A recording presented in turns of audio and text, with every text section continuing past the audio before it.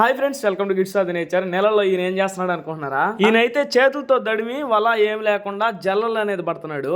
మా సైడ్ నీళ్లు తగ్గిపోయిన తర్వాత ఇలా అయితే చేతులతో కూడా కొంతమంది పడతారు. ఆ జల్లలు కుట్టినాయంటే చిన్న నొప్పి పడదు. ఇంకా నేను కూడా ఆయనలాగా పడదామని దిగేసిన. నాకైతే తెలుసు కదా ఏం దొరుకుతుంది. ఇదిగో ఈ జిలేబీ, ఇది నన్ను ఎక్కడికి పోయినా ఇది వదలదు. ఇదే చిక్కుతుంటది నాకు ఎక్కడికి పోయినా. ఇంకే చేప చిక్క. నేను మా ఫ్రెండ్ మిరపతోటలో పోతే ఈ విధంగా అయితే చేపలు పడుతున్నారు. ఇంకా నేను కూడా అయితే పడతాను అంటే వాడు నువ్వు పట్టలేమన్నాడు. ఇదైతే పట్టాను. నా పొరుగుగా పడిందని దీన్ని అయితే వదిలేశాను. పక్కన అయితే ఇసురోలు వేస్తున్నాడు. ఇక్కడైతే చూడండి వీళ్ళు ఏ చేపలు అయితే ఏరుకుంటున్నారు. అక్కడ మీకు చిన్న చిన్న పక్కిలాగా కనిపిస్తున్నాయి కదా, వాళ్ళు అయ్యే ఏరుకుంటున్నారు. ఆ పెద్ద పెద్ద జిలేబీలు అయితే వాళ్ళు ఎత్తుకోవట్లేదు. మా ఫ్రెండ్ ఉండి నువ్వు తీసుకోరా మనం ఫ్రై చేసుకుందాం అంటే పెద్ద వరకే నేనైతే ఏరుకొని చిన్నవైతే ఎత్తి మళ్ళీ అయితే గుంటలో వదిలేశాను యథావిధిగా. ఎందుకురా ఇంత పెద్దగా ఉన్నాయి జిలేబీలు ఎందుకు ఎత్తుకోలేదు, పక్కలు ఎందుకు ఎత్తుకున్నారంటే అవి టేస్ట్ చాలా బాగుంటాయి. ఇది చూడండి ఇలాంటి చేపలు అయితే ఇప్పుడు అసలు కనిపించలేదు. దీని పేరు అయితే ఇసుక పుర్రి.